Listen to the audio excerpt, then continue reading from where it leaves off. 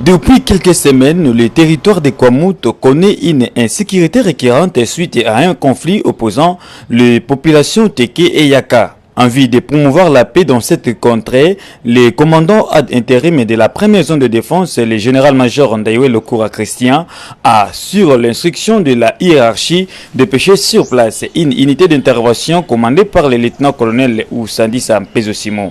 Cette unité est arrivée à Kwamouth le dimanche dernier à 19h. Les jours suivants, le lieutenant-colonel Oussandissa a rencontré les diverses autorités de la place pour s'enquérir de la situation réelle qui prévaut dans ces territoires. Il s'est entretenu tour à tour avec l'administrateur du territoire, M. Nzila Pangui, le bourgmestre Jean-Claude Collet, le chef des groupements, M. Ngwengwe Mitou et le lieutenant-colonel Adelembo, commandant place Kwamouth. Une patrouille de reconnaissance organisée le jour même de l'arrivée a permis l'interpellation de quelques jeunes détenteurs des armes à feu et armes blanches.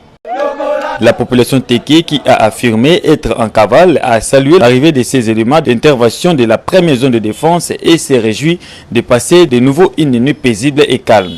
Bilanga tozo kende lisusu te lelo yo tolali pongi tozwi mwa kimia ka basoda baye na mboka nde toza basoda me kimia ezali te soki basoda bazalaki te bato balinga bakimia me tokimi lelo lisusu mboka etikali polele mboka ezali lisusu na batu te mboka yango mabulu pase eleki papa talela biso likambo na Kwamouth eloko epesi biso pasi makasi biso 16 personnes 14 marqueur à la police après ça éclaireur namboka baké babomba soda wana ya tike namboka mite basoda bakufa ya za namboka fifa avant namboka fifa tous za bakubo ils a administrateur ils a connaît marqueur bakunse uta pour la bomba ba yeba sabakamono.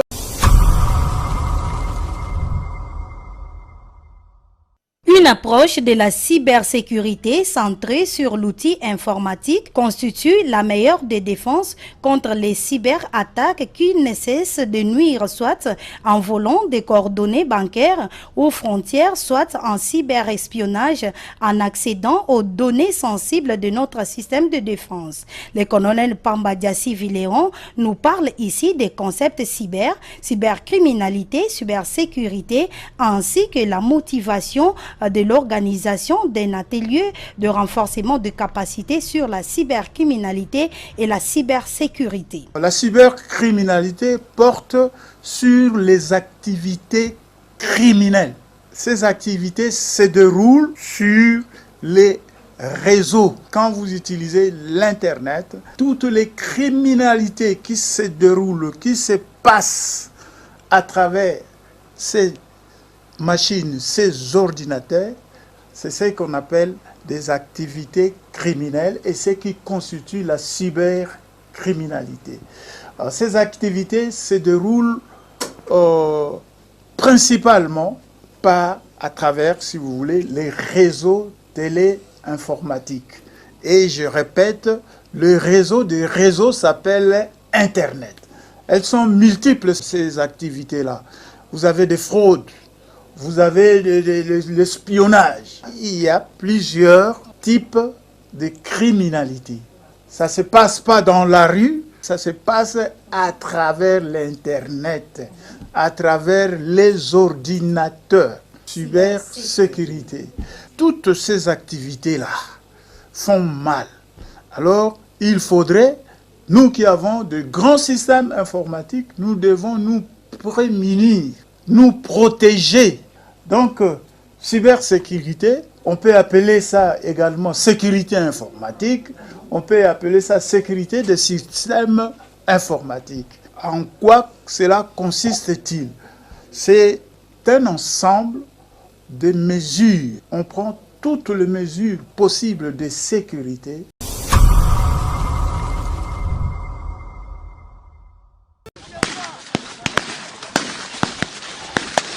Au total, 576 militaires du 2e bataillon spécial des combats en jungle et spécial para ont achevé ce jeudi 8 septembre 2022 à l'école de police de Kasangulu au Congo central leur formation complémentaire de vie en forêt. C'était en présence du chef d'état-major général des FARDC, le général d'armée Mbala Moussense Célestin. Après leur remise par les éléments français au Gabon à la partie congolaise le 9 juin 2022, ces militaires ont, après avoir appris des techniques spéciales des combats en forêt, perfectionné durant 15 jours ces techniques en base opérationnelle avancée, BOA. Pour ce faire, ils ont exécuté des exercices pratiques pendant 11 jours afin de vivre une ambiance forêt. Pour démontrer les niveaux de formation et leurs capacités professionnelles, cette fin de formation a été sanctionnée par un exercice final de démonstration en tir. En infiltration en cas d'attaque BOA,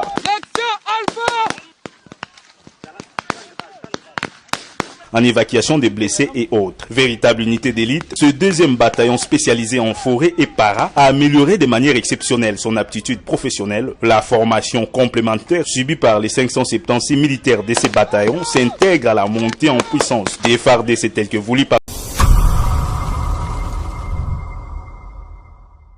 En mission en province de l'Ituri, le chargé de l'école et formation au sein de la police nationale congolaise, le commissaire divisionnaire Célestin Kanyam, a lancé ce mercredi 7 septembre une séance de formation de formateurs sur le secourisme. Cette formation organisée à l'école de la police à Bunia est assurée par le comité international de la Croix-Rouge. À cette occasion, ce haut responsable de la police a invité les participants à plus de concentration. Chef de l'État, commandant suprême des forces armées de la République démocratique du Congo et de la police nationale congolaise, j'ai cité son Excellence Félix Antoine Tshisekedi Tshilombo, qui ne cesse jamais de penser à la professionnalisation de la police. Preuve en est qu'on est là pour lancer encore une autre formation. Mais cette formation qui doit commencer par la formation des formateurs que vous êtes. C'est pour pérenniser ce que vous allez apprendre ici. J'invite les apprenants que vous êtes à suivre avec attention cette formation pour permettre à d'autres policiers que vous allez encadrer aussi avoir les mêmes connaissances pour le développement, pour la professionnalisation de la police nationale congolaise, constitué aujourd'hui comme cheval de bataille à tous les niveaux. Notons que cette séance de formation initiée par la police nationale congolaise dans l'objectif d'outiller ces éléments sur les premiers soins va durer 6 jours.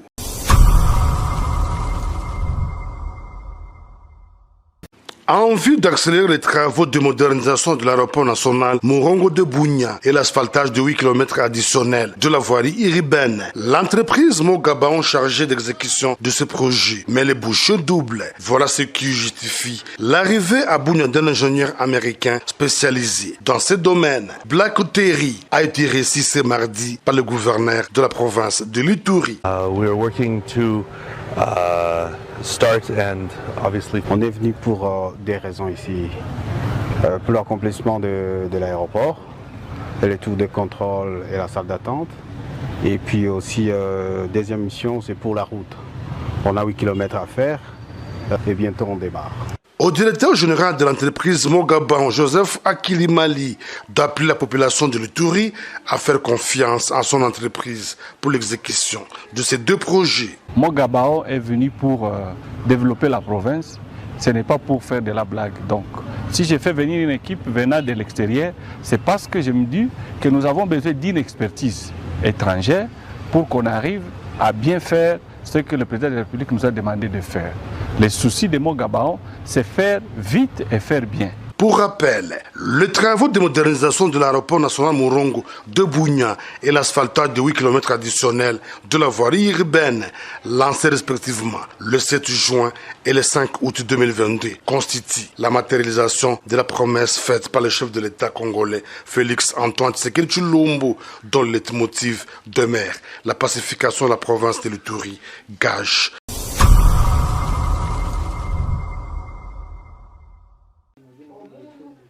C'est en cet endroit où cet engin explosif a été abandonné par des inciviques.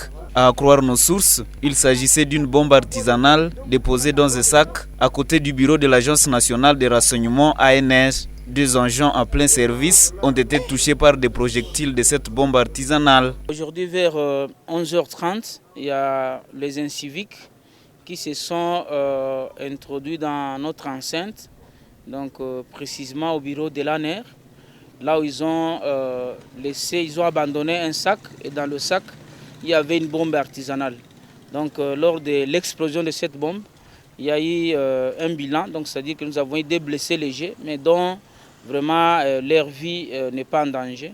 Et il y a aussi une maman qui a été traumatisée, une dame appelée communément Madame Lina, elle est aussi en bon état. Le commissaire supérieur principal Ilunga Mungenti, bourgmestre de Boulenguera, appelle les habitants de cette municipalité à rester vigilants pendant cette période caractérisée par des menaces sécuritaires. Ce que moi je vais demander à la population, nous sommes en train de vivre un phénomène. Quand la maison est agressée, n'est-ce pas ça, nous devons tous, les enfants de la maison, soutenir, n'est-ce pas ça, le papa, la maman, pour que l'ennemi ne puisse pas nous dévaster. Donc je lance un cri d'appel encore à la vigilance à toute la population de Butembo, que nous devons vraiment nous être réunis tous, n'est-ce pas ça, pour faire face à cette agression barbare que nous condamnons avec une forte énergie. Les auteurs de cet acte ne sont pas encore identifiés. Toutefois, l'autorité communale de Boulenguera présume que l'acte serait commis par des éléments de l'EDF, vu le mode opératoire mené par ces civiques.